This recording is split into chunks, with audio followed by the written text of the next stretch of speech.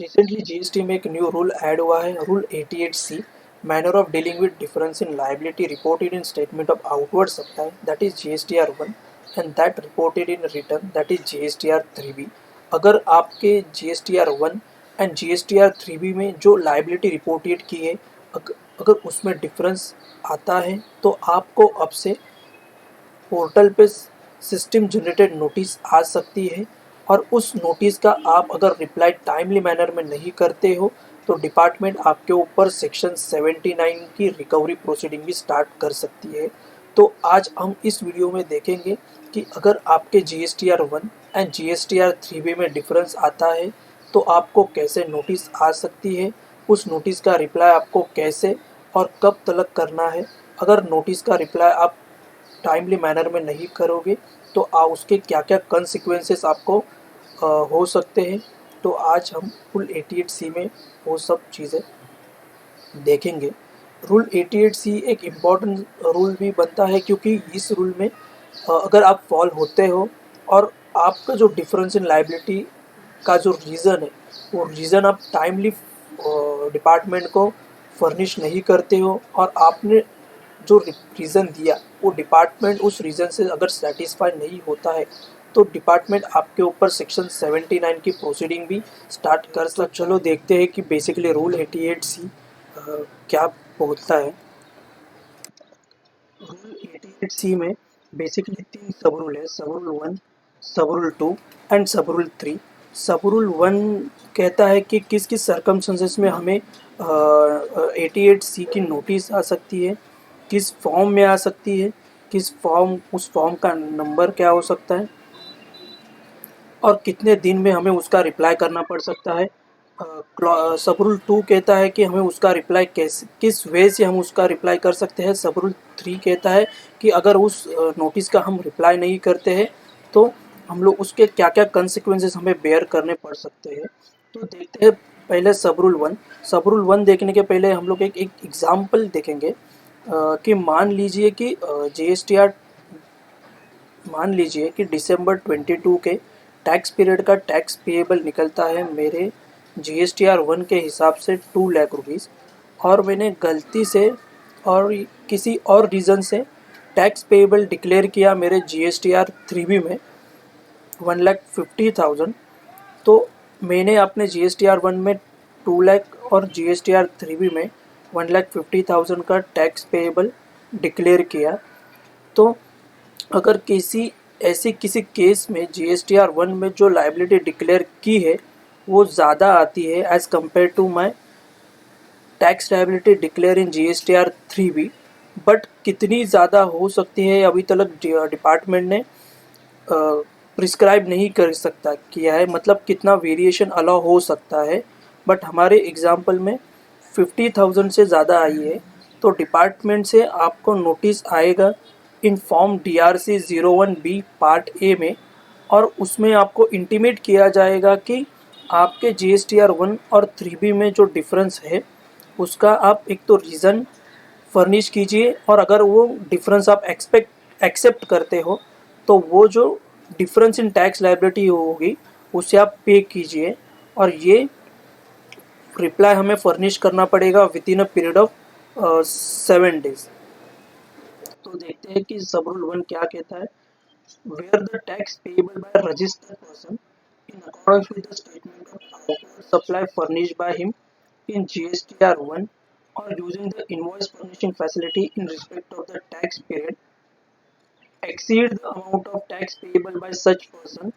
in accordance with the return for that period furnished by him in GSTR 3B। मतलब GSTR 1 में जो हम लोग का टैक्स पेएबल है वो एक्सीड आ रहा है as compare to GSTR 3B। हमारे केस में GSTR 1 में हम लोग ने शो किया था 2 लाख रुपीज़, और GSTR 3B में हम लोग ने डिक्लेयर किया था टैक्स पेएबल 1,50,000। तो 50,000 से एक्सीड आ रहा है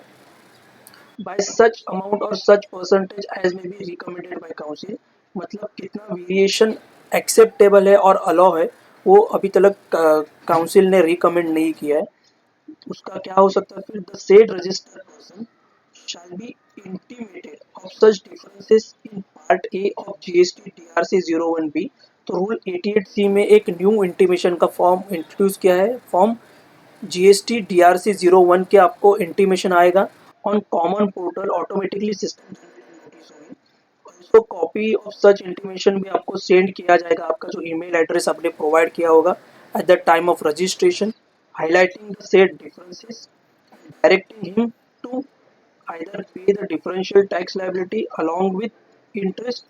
और एक्सप्लेन कर दीजिए कि जो भी आपका अफोर्सेड डिफरेंसेस होगा विद 7 डेज, 7 दिन के अंदर आपको उसका रिप्लाई करना पड़ेगा।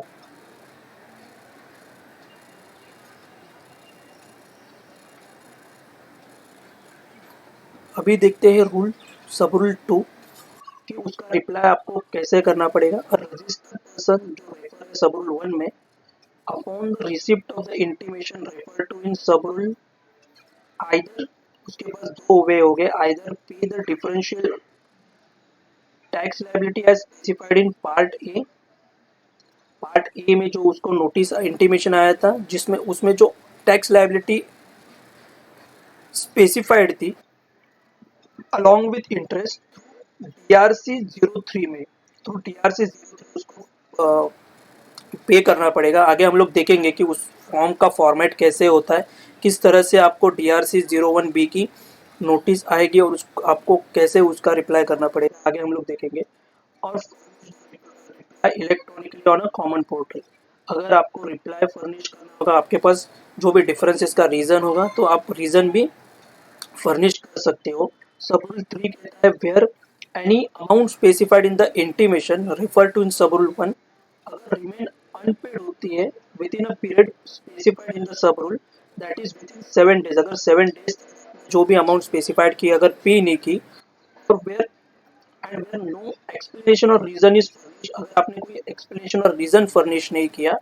और वेयर द एक्सप्लेनेशन और reason furnish by such person is not found acceptable by a proper officer और असेसिंग ऑफिसर, अगर आपने रीजन फर्निश किया बट प्रॉपर ऑफिसर और असेसिंग ऑफिसर को वो रीजन जेन्यून नहीं लगता है, तो उस केस ऑफिसर के पास एक राइट आता है कि वो आपके ऊपर सेक्शन 79 की रिकवरी प्रोसीडिंग स्टार्ट इनिशिएट कर सकता है। तो रूल 88C एक तरह से इम्पोर्टेंट बनता है क्योंकि डिपार्टमेंट के पास सेक्शन 79 का राइट्स आ जाता है अगर आपने रूल 88C फॉलो नहीं किया तो। विद इन 7 डेज अगर आपने रिप्लाई फर्निश नहीं किया, अगर विद इन 7 डेज आपने जो भी डिफरेंशियल लायबिलिटी वो पे नहीं की, और आपने जो रीज़न दिया वो रीज़न अगर डिपार्टमेंट को जेन्यून नहीं लगता है, तो डिपार्टमेंट विदाउट एनी नोटिस आपके ऊपर सेक्शन 79 की प्रोसीडिंग चालू कर सकता है। और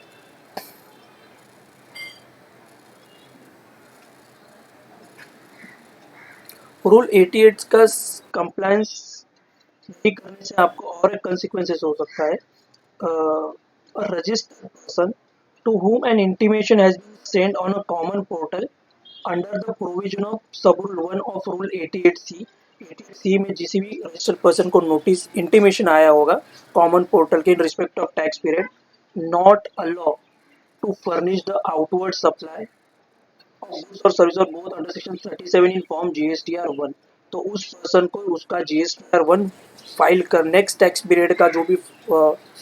GSTR 1 होगा उसको फाइल करने के लिए ऑटोमेटिकली पोर्टल अलाउ नहीं करेगा अनलेस डिपॉजिट अमाउंट जो स्पेसिफाइड की इंटीमेशन, और ही furnish the reply explaining the reason for any amount remain unpaid. जो भी 88C में जो उसको अमाउंट रिमेन अनपेड होगी और उसने डिपॉजिट नहीं की होगी और उसने रीज़न एक्सप्लेन नहीं किया, तो